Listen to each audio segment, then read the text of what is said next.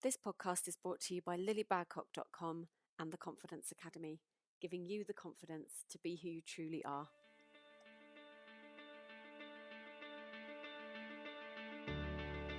This is the Confidence Academy podcast. My name is Lilli Badcock and I am a transformational confidence coach, and I'm here with a message for you. The anxiety and overwhelm you've been experiencing is not something to be feared or avoided. It's also not something that gets to define who you are as a person. No matter who you are, no matter what your story is, I know that you get to live a life of fulfillment and joy. It's my absolute pleasure to bring this podcast series to you in collaboration with some phenomenal people from all over the world who have walked the same path as you. Together, we will share our stories, our challenges, and our triumphs, with the intention of helping you to see that it's possible for you too. Anxiety may be something you live with, but it doesn't get to define who you are or how you live your life. So stand by for some powerful conversations, deep realizations, and the occasional F-bomb. So get those headphones in if you're around sensitive ears, and stand by. This is going to be fun. Hi everybody, welcome back for another episode. I'm going to keep this introduction super short because my guest this week was Penelope Silver. She's been a guest before, and my goodness, we chatted and chatted and chatted. So much so that this episode is going to be split into two parts. So I just wanted to come in really quick to say thank you to Penelope for being such an amazing guest, and to remind you guys of a couple of things. First of all, I've created a survey that I would love you to complete. It's only got 3 questions. It's just going to take a minute. But I want to create a really awesome community around this podcast. I'd love to bring us all together in one place where we can learn from each other, carry on conversations. You can ask my guests questions, etc., etc. And I would just love to know your thoughts on the best way to do that. So I'll put a link in the show notes, and if you could spend a couple of minutes filling that out, I would be super grateful. And the other thing to say is that Evolution Online is still just £20 a month. It's still at the founding members rate. If you would like to get in, we are focusing on visualization this month, January 2021. We're setting big goals, we're overcoming fear. So if that sounds like something you'd like to be part of, click the link in the show notes and join us there. But that's all I'm going to say. I'm just going to let this episode speak for itself. And as always, I would love to hear what you thought. Sending lots of love. Thanks for tuning in, and I will leave you with the episode now. Hey everybody, welcome back to the show. It's Lilli here, as if you didn't already know. And this is very exciting, you guys, because it's been almost 4 years since this podcast launched. In fact, that's not quite true because it launched at the end of the year, but still, we're in our 4th year now. And I have started reconnecting with some of the amazing guests that came on right at the beginning. And today I'm talking to Penelope Silver, who is one of those people. Penelope, welcome back. Thank you so much for having me back. I can't believe it. I've literally just had my business's 4th birthday. So wow. Yeah, so it was right at the beginning of my journey as well. It really was. I remember we connected right early on in the new year, and actually we had our Facebook anniversary yesterday, didn't we? Did. You guys can send gifts if you want to.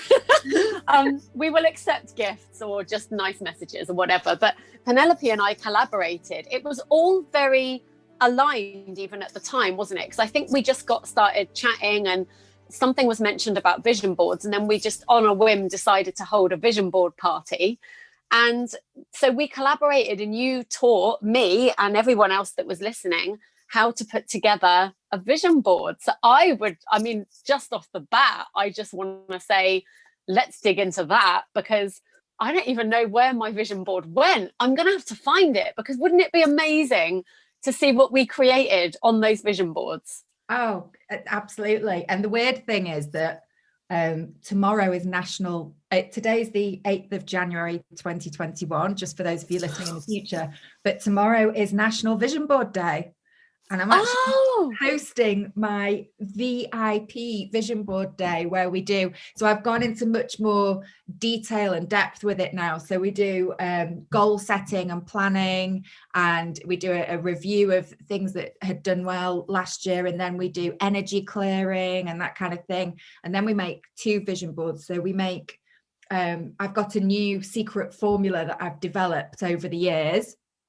And so that is, what I call a vision board now is just 9 squares, and you will manifest those things within a week to 3 months. So when I have been using that method of vision boarding with my students over the past years, they literally were, in a week, they were messaging me saying, I've manifested this, I've manifested this. And then it got to the point where after a month, they were like, can you do another class? Because we've manifested everything. So then the second part of the day that we do tomorrow is to create your dream board. So your dream board it's probably what people normally know a vision board of. So it would have lots of pictures on there. It would have lots of affirmations and you know, positive words and things like that. Now that's your longer term board, as far as I'm concerned. That's sort of things you're going to manifest in a year to maybe 5 years. So the whole process is developed. But I was also thinking about this morning before I came on live with you about how nervous I was the first time, because I think yours was the first podcast I had ever been on. And I remember sitting there tapping myself silly beforehand because I was shaking. I was so nervous. Now I'm just sat here laid back with a cup of coffee and chilling, sitting in your own brilliance, going, yeah, I've got stuff to share. This is so exciting. I do seem to remember. Oh, can I just tell you, it's just gone 11:11. Oh, come on. Angel numbers. That's the second time I did a live. Well, you were on it. I did a live yesterday and I had, it couldn't have been at 11:11 because I did it last night. Something I did yesterday and 11:11 tapped in. Oh, actually, we were on the timing. It was what was it? It was the minutes. It was the minutes and the seconds, and then I had one person watching, so it was 11:11 and 1. That was it. That would have driven me nuts if I couldn't remember that. This is so exciting. I do seem to remember when we did that vision board workshop together. I do remember the 9 things. So you were right and this is so cool. Like, this is obviously what we're going to talk about. You already had your formula even back then, even though your business had literally, I don't even know if it had started or if you were just embarking on it. But I do seem to remember the 9 because that was very different to anything I'd ever seen anyone else do. And I don't think I've seen anyone else do it since, actually. So just before I forget, for anybody that's listening to this, obviously in the future, or this is even going out Monday, so this will be after you do that VIP. If somebody wants to do that with you, how do they do that? Let's just get that out there right now before I forget. So they can just contact me and we can do it on a one-to-one basis. So I do offer that. But the other thing that's coming this year, which I'm excited about, is I'm turning the whole process into a course, an online course. Yes, you are. That will be available very soon too. So my goodness. So how I love that developed. I'm definitely going to have to find. I was just looking to see if I could quickly find it now, and I might be able to pull it up before we finish this interview. Because how amazing would that be? I have no idea what I put on my board, and I can't remember if I did it digitally or if I actually had a board. But if I go and watch our workshop, I'll know, won't I? So I probably will have to do that and come back and let you guys know later on. But for those of you listening that have no idea what we're talking about, a vision board, which I find hard to believe. I think most of the people that listen to this will have known. And actually, if you're any kind of fan of the podcast, you will have listened to Penelope's episode. So you'll absolutely know what a vision board is. But just in case you're new here and you don't know, a vision board is a concept where at first, people used to cut things out, but obviously now you can do it on computers as well. You basically find images, words, sayings, quotes, anything that relates to something that you're wanting to create or call in your life. So the idea, I think I first heard of this concept when I watched The Secret, which is what everyone talks about, where somebody talked about they'd written themselves a check and stuck it to their ceiling, and then they manifested that amount of money within a certain time. So a vision board is basically a way of giving yourself a visual on what it is that you're wanting to create. Because the thing is, first of all, most people, and I heard a statistic recently that blew my mind, but most people in the world don't even do goal setting. Like, I think you're something in the 5% of people that actually think of a goal, and then it's something like 1% if you actually write those goals down and review them regularly. It's such a tiny percentage of people that do that.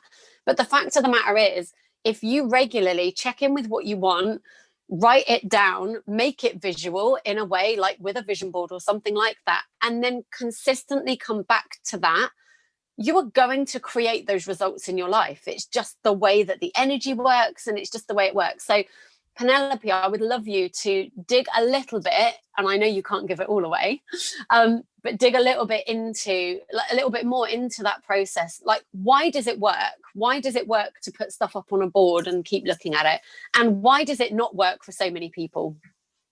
Well, it kind of does work and it doesn't work, because if you just put a picture of what you want on a vision board and leave it there, I honestly don't believe that anybody who says they've just put a picture on a vision board and it came true, I don't believe that's true. Yeah. There is a secret to it, and the secret is taking inspired action. So this is why I go through the whole goal setting process, because and this is why I kind of also with my vision boards, I kind of work backwards. So once you've got your big goals, which is what you would put on your dream board. So let's say it's for 12 months, 5 months, that kind of thing. We then work back the steps of to what inspired action do I need to take throughout the year to help me achieve my goal. So it might be if it's you want to achieve well-being, if you just stick a picture of or a word on your vision board of well-being and then do nothing at all, like you don't meditate or you don't go for a walk or I don't know, eat healthily or something like that, that is not going to manifest in your life, because actually what you're doing, you've got really conflicting energy there. On the one hand, you're saying, I want this, but on the other hand, you're saying, I'm not prepared to do anything to get it.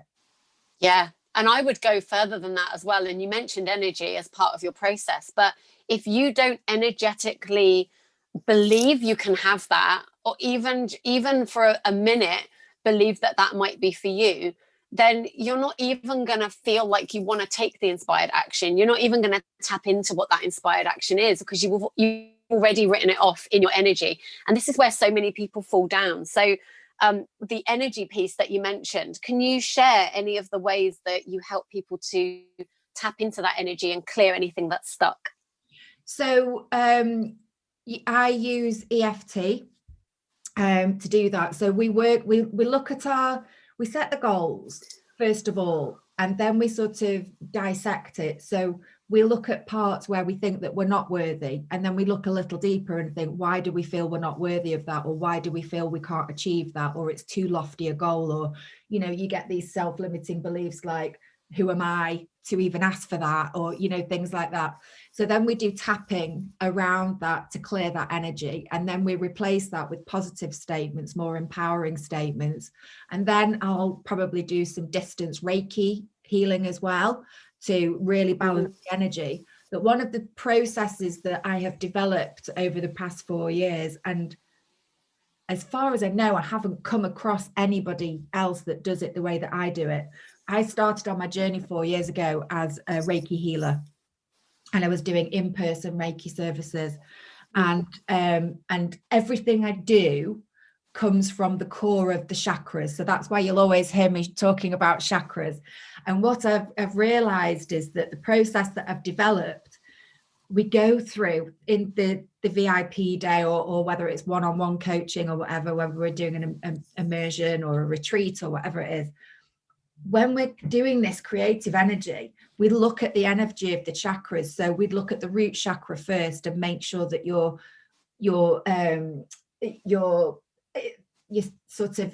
there's stability there. so your roots are stable. Because if you want to manifest something and you've got a really unshaky energy to start with in your root chakra, that you're not going to be able to use the rest of your chakras. They're not going to be in alignment to create the highest vision of what you want. So you may find that you stumble, or it may be that you have issues at work or in family or friends or things like that, or that you experience feelings of being unsafe. I mean, you know, during this pandemic, that's really shocked people's root chakra energy to the core. Because it hasn't. So for me, what it made me realize was just how grateful I am to have the house that I've got, to have food, you know, water, heat, to make sure that, you know, my basic needs are met. So that's the energy of what we want to bring into alignment first, because when that's really rock solid, you've got that really fantastic foundation. It's really a lot easier to manifest the things that you want as you go through the upper chakras. So then the sacral chakra, this is your area of creation.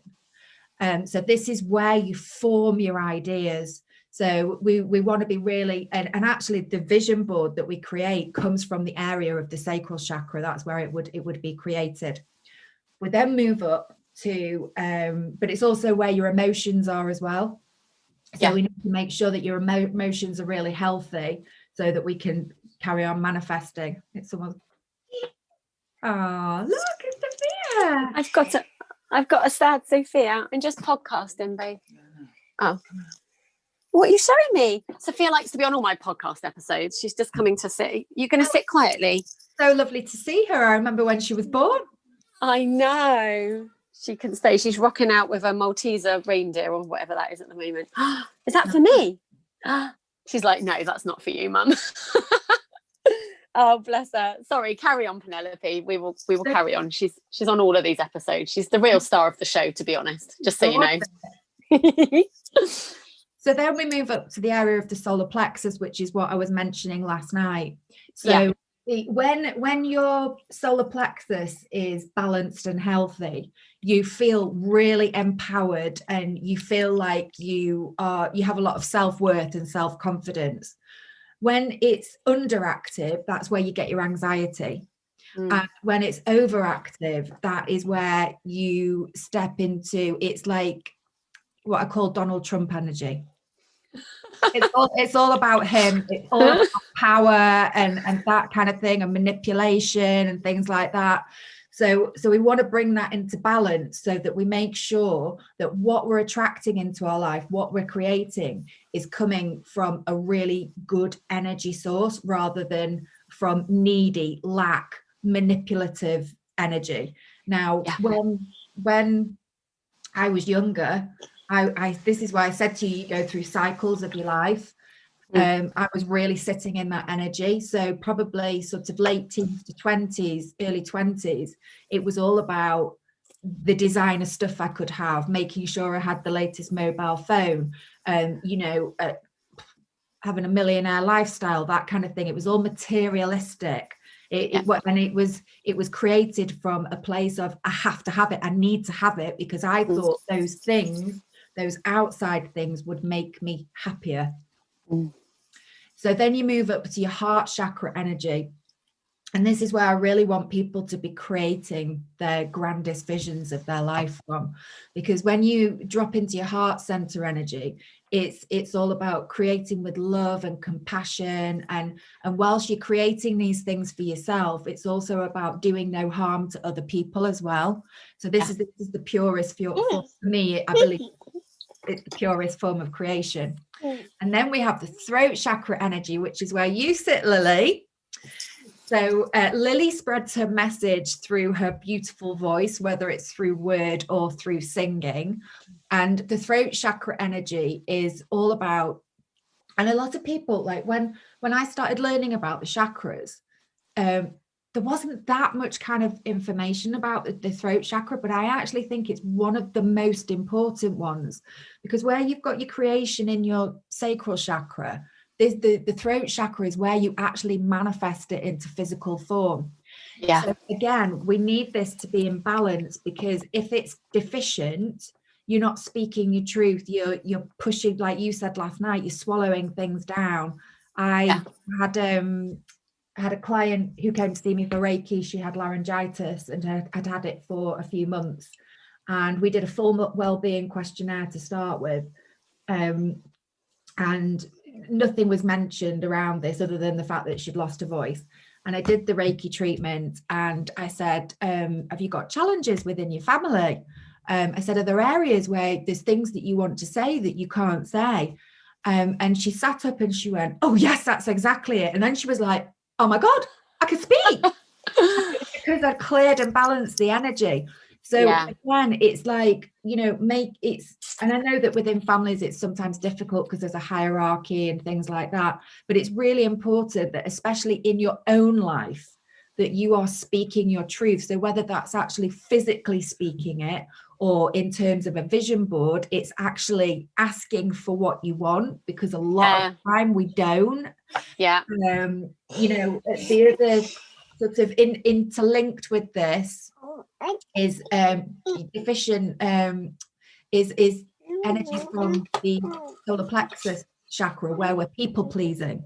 Because we're not speaking the truth, we're losing our identity of who we are, that we actually start people pleasing. We don't want to be in that energy either. So we want it to be really balanced. We want to have clarity of our thoughts, our feelings, our desires.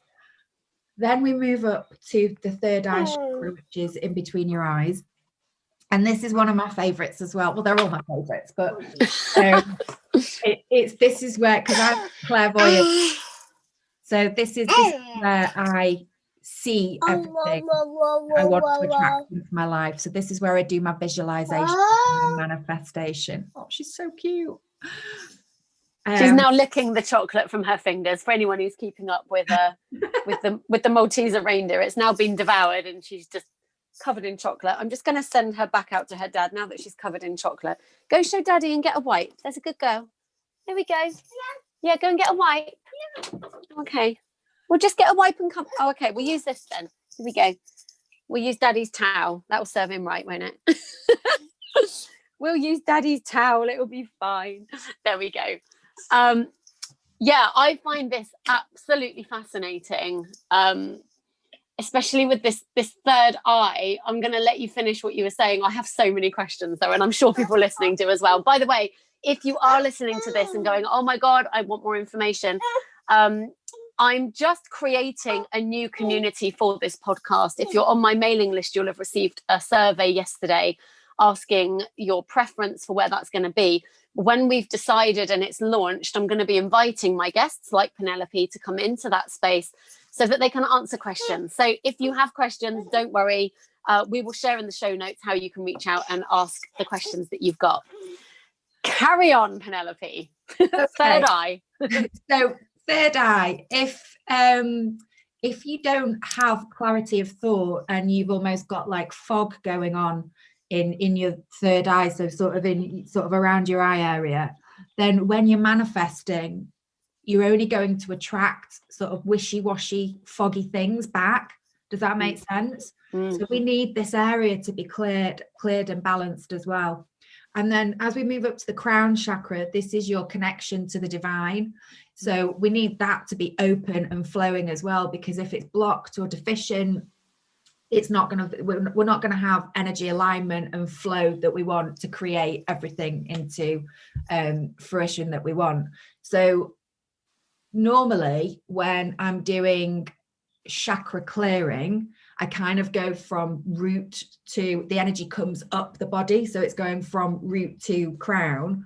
But when we're actually manifesting, we want it to, the energy comes in through the universe, down through our crown chakra, down through all the chakras, and then we want it to have physical form on this earthly plane. So you've got two sort of different energies going on here. So I now combine those with all the things that I teach within goal setting. So we go through each chakra rather than just going, what are your top 3 things you'd want to manifest in the next month or the next year or 5 years or whatever. So we look at each area of the chakras, and And then, so we do that energy clearing, and then we move on to the creative. We do a lot of meditation as well. I'm big into meditation. I'm now a meditation teacher as well. Love it. So I've done quite a few things actually since I last came on here. I'm now a certified law of attraction coach, meditation teacher. I teach life purpose. So this past week I've just done a 5-day life purpose challenge, which has been fantastic. Some amazing transformations in that. And I teach that on a one-to-one basis as well. So it's just I've taken all the bits that I've learned on my journey, and I've sort of I'm rolling it into everything that I do. Yeah, and I love that you've got onto that, because I was going to ask you, there's a few directions that I want to go in, so I'm going to try and come back to each one. But on that life purpose piece, how much of this has been like spiritual awakening for you? Do you feel like you had already awakened back when we had that first conversation, or have there been multiple reawakenings, I'll call them, as you've gone along? What's your whole take on the spiritual aspect of this, and who you are meant to be and what you're meant to be doing? Well, I'll touch on that in a minute. I just realized there was something I should have said at the end of all that as well. Yeah. Also, the other thing that I teach with vision boarding and law of attraction is that you have to have alignment or balance in all areas of your life, in terms of physical, mental, spiritual, and emotional. If you've got one of these 4 factors out of balance, you'll attract stuff into your life, but they're probably not going to be sticky. They're not going to stay. So it for me, it's really about that whole investing in your well-being on all those terms, and almost then doing that work. So I think I've developed a process of the steps that you need to take, rather than just go, let's do a vision board today. But consciously creating everything as well. That's been big for me. Yeah. Going back to the spiritual awakening, I think I wouldn't say I came into this world enlightened, but I definitely think I came into this world awake. And then it was societal norms that shut me down. I was told I was weird. I was told I was crazy, like when I saw things, or I would say things that just appeared in my brain from nowhere. I was told to be quiet. I was told I shouldn't say those things. It would like freak people out and things like that. So I've kind of, over the years, dampened it down. Then being in my teenage years as well, and in that solar plexus chakra energy of questioning everything, I started like really thinking, God, maybe I am weird. Maybe there's something wrong with me. Maybe I'm crazy. I think I've been called a witch, which now I have evolved. I will own that title. I was going to say, like, now that's a compliment. Yes, I am. And you better be on my good side. To me, I mean, God, yeah. I mean, wow, if I could manifest things and into my life that enhance my life or my kids' life, then God, I'm going with it. Exactly. Yeah, I'll take it. Call me what you like. I want that. I want to be able to do that. So then I think that we touched on it a little bit last night. I think when you're pregnant as well, that brings a form of enlightenment, because just that whole feeling of, I'll tell you some weird things that happened to me while I was pregnant. So I mentioned before, I'm clairvoyant, I'm clairsentient as well. So clairvoyant means I see energy. Clairsentient means I feel energy. So I'm not a psychic. At the moment, I'm trying to develop this trait, but at the moment I don't speak to spirits. So I see energy, I feel energy. But what I found when I was pregnant was that a lot of my foresight, as I would call it, comes through dreaming. I have very, very lucid dreaming. Yes, me too. And the dreams that I had when I was pregnant were unreal. Yeah, next level.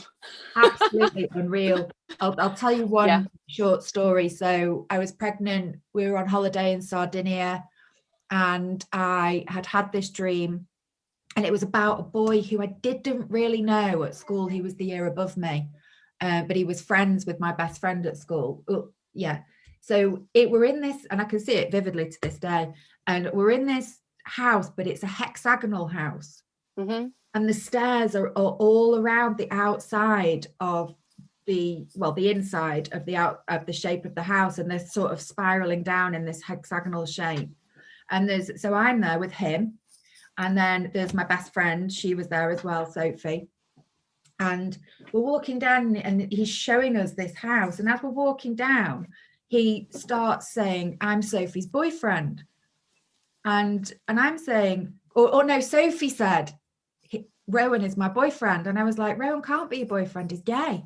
And she's like, "No, he's my boyfriend." And I was like, "No, he's not your boyfriend. You go out with his best friend, Roger." Like this. So we're having this like weird argument coming down the stairs. And Rowan's just there. He's very peaceful. He's not saying anything, right? But it's crystal clear that we're walking through the different rooms and all that. Literally, other than this bizarre conversation of, he is my boyfriend, he's not my boyfriend, there was nothing else that came through in the dream. Yeah. So I wake up in the morning and this dream will not leave me, right? In fact, it's going through me now. I'm getting shivers. And I'm sat at breakfast with my parents, and I'm telling them about this dream, and I'm like, this is weird, like this feeling I'm getting about this dream. And I was like, I have to check my emails. And Mum's like, "Well, you've not got your laptop." And I was like, "I know, I need to check my emails though." And it was that long ago. I don't even know if we had emails on our phones. I think I maybe had a Nokia phone or something like that at the time. Yeah. So I went to the hotel reception, and they let me log on to my emails through their computer. And the first email that I got was from Sophie to tell me that Rowan had passed over the night before. No, oh my God, I'm covered in goosebumps. Wow. I was like, what am I supposed to do with that? I've had a dream about this guy that I don't really know. Has he come to give me a message? Yeah. Or something like that. So that, going back to what you originally said, was almost like another spiritual awakening for me. It's like another level that I'd gone up a level, because I'd never had that before. So but with each pregnancy I've had, I've definitely felt that. And actually it was kind of one of the things that I kind of looked forward to, weirdly. And I look forward, like these dreams, not prophetic dreams, because I hope that people don't pass over, but you know, I don't understand why that comes to me. It just does. That's so interesting, because dreams have been a real feature for me this past 6 months. And what I mean by that is I've always had nuts dreams. Anyone who knows me knows that I have ridiculous, like next level ridiculous dreams. Like, you know, you get those dreams where you can kind of associate certain things because you're like, oh, well, I was watching that film that had that thing in it, so that's why I dreamt that. And I was having that conversation the other day, and that's why I dreamt that. With mine, there's literally no correlation between anything I've done here, and the dreams are like so weird. When I was pregnant, they were even weirder. I woke up one night. Here's the thing, you'll love this, right? I woke up one night, and I did this a few times, where I would be looking for my babies, but I only had Louis. And I'd be like, where are the others? And I'd be looking for the others, and I couldn't find them. And then I would come round and be like, oh no, I've only got one. It happened again when I had Freddie and Louis, and I woke up and I'd actually walked to the bottom of the steps. We've got our loft converted, and I was at the bottom of those steps looking up, thinking, where's the other one? Where's the other one? And it was like, you don't have another one, you've only got two. Of course, now I've had Sophia. So it was like I always knew there were going to be more. It was like there was a part of me that was already looking for the others, even though the others hadn't come in yet. So weird. But some of the dreams were so bizarre. And then last year, I just realized that they were getting really weird again. I mean, my normal dreams are pretty weird for most people anyway, but then they go up a level, and I'm definitely not pregnant. So I was like, well, this is bizarre. And I just felt very led to start paying attention to the dreams. I just felt this nudge to start writing them down again and start paying attention. I've certainly connected with my friend who did pass over last year. She's been in my dreams a few times, not many, but every time she comes in, when I wake up, I feel like I checked in with her. It felt like I'd it would be the same if I'd gone and had a cup of tea with her or something. So that's cool. But I have started digging into that. And then I realized that as a teenager, same as you, as a teenager, I had these very strange dreams, and I wrote them down as a teenager. And this is why I asked this question of you, because I think so many people are looking for their purpose. So many people think it's something to find. They think it's something that they don't have yet. And so they go searching off in all these places. And the more I talk to people and the more I go along my own journey, the more I believe that what you've said is bang on. You come in awake, like you're here already. Like, we've come from a place fully knowing who we are, why we're here, and what we're meant to do. We have that knowledge, and then it gets beaten out of us or squashed out of us through fears of others, other people who have already shut their light down, then try and shut yours down too. And it was really cool for me to realize that at the age of 13, I was just naturally writing those dreams down. I wasn't doing it because I'd taken any program that had told me to do it. I wasn't doing it because I thought it was going to lead to anything. And this is where I think we can learn so much about ourselves, because as children, you just do what you want to do in the moment. Like even Sophia just then, she is 2 years old and she is fully switched on. Her light shines bright. She doesn't second guess herself. She doesn't worry about what people think. Like, she doesn't give two craps about doing anything, like even, taking a shit and smearing it everywhere. Like, she just won't care because she's 2. And I just think, I'm not saying that's her life purpose, but it's certainly her purpose at the moment as a 2-year-old. But I just think, that's so profound what you've said. And I think anybody listening who's thinking, oh, I don't have a purpose, or I don't know my purpose. And, you mentioned earlier goal setting, and I immediately thought of people I know that tell me, well, I don't even know, I can't even set a goal because I don't even know what I want. And I just think, no, you do know what you want, but you've been so used to, like you said, people pleasing, trying to fit in other people's molds, trying to look after everybody else around you, that you forgot to check in with yourself, and you forgot to ask yourself what you need. And the thing is, what you need and what you're being drawn to is the direct route to your purpose. It's the direct route to your joy. It's going to unlock all of those things. So the very first thing I would say to anyone listening that's telling themselves, oh, I don't really know what I want, like, call bullshit on that. You've literally got to train yourself to shout bullshit, maybe not out loud in the street, otherwise they will lock you up. But in your head, the minute you start realizing that you're thinking, oh, I don't really know what I want, or I don't really know where I'm going, it's bollocks. You absolutely do know. And if you're telling yourself you don't, then that's your head getting in the way of your heart. And, these processes that Penelope's been sharing are some of the ways that you can start getting back to that. What if your biggest struggle was actually your greatest gift? And what if everything you think is holding you back was actually propelling you towards the life you desire and were always destined to live? When I lost my voice as a professional singer, it definitely did not feel like a gift in any way. In fact, when I lost my voice, I lost my confidence, my faith, and my entire identity along with it. But what lay on the other side of the struggle was more clarity and fulfillment than I even knew I could hope for. And now I want the same for you. I want to help you shift your perception around your biggest struggles so you too can step up and claim that life you've been dreaming about. Evolution Online is my monthly membership program where I share everything I've learned along my own journey, from anxious and stressed to confident and purposeful. I'm not saying you'll never be anxious again, but I'm saying this isn't who you are, and there is so much more available to you. Click the link in the show notes and join us today. I can't wait to watch you soar.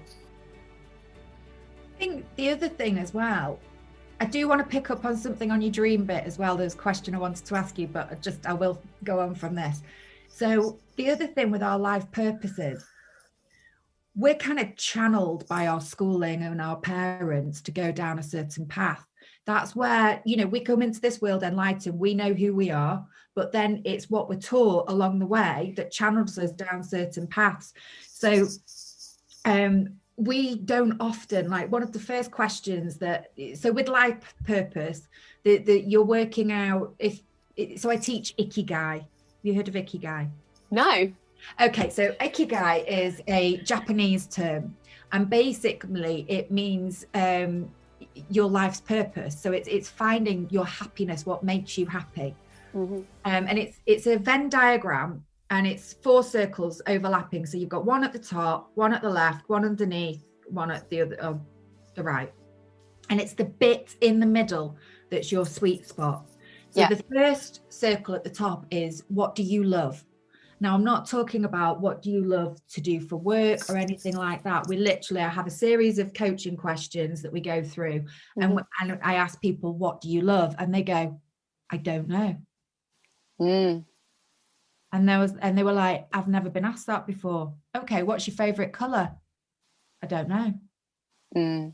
That's what I get from most people. Some people might know, and then I have to go, okay, what's your favorite 3 colors? That's kind of a bit easier. Yeah, ease you in. So then you get, so what's your favorite restaurant? What's your favorite food? And they go, I don't know. So I had one lady this week, and I said, right, your homework for this week is I want you to go and find a restaurant online. I want you to look at the menu, and I want you to choose the thing, because she felt she has always been a people pleaser all her life.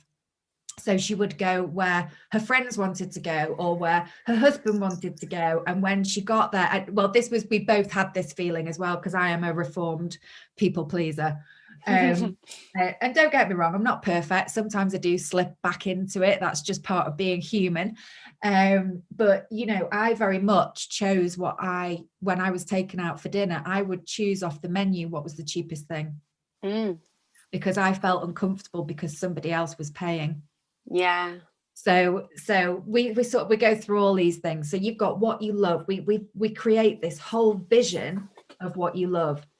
And then the next circle the circle to the right is what the world needs. So we talk about what the world needs. So is it like, my daughter is like the head of the Equality Society. So for her, equality is like massive. It might be that, your community needs something, or, there's, I nearly said hell then. In this pandemic, there's people who need support with mental health and well-being, and, things like that. Or it may be that they are homeless, or, so you go through all these things. It can be cultural things. It can be, thinking about women's rights and things like that. Then we go on to the circle at the bottom, which is, what can you be paid for? So we have a series of coaching questions around that. So we need to be thinking as well where there's overlapping areas of, is there something that the world needs that you can be paid for? And then the last circle is, what skills do you have? So what we want to find is common denominators that fit into the tiny, tiny star in the middle, which is your life purpose. So I didn't know about life's purpose when I started my business, but what I have found is that this is it. This is my reason for being. Every day when I get out of bed, I am excited. I am lit up by what I do. It doesn't seem like work to me. I wouldn't say all of the day, because there are parts of the day where I've probably pushed myself a bit too hard and I'm a bit tired. But most of the time, I'm in flow. Yeah. I'm in alignment. That's it for part 1. Make sure you go and get part 2 in your ears right now, and head to the show notes for all of the links we mentioned in this episode. And don't forget to sign up for your place in Evolution Online if you are ready to make this year your year. See you in part 2.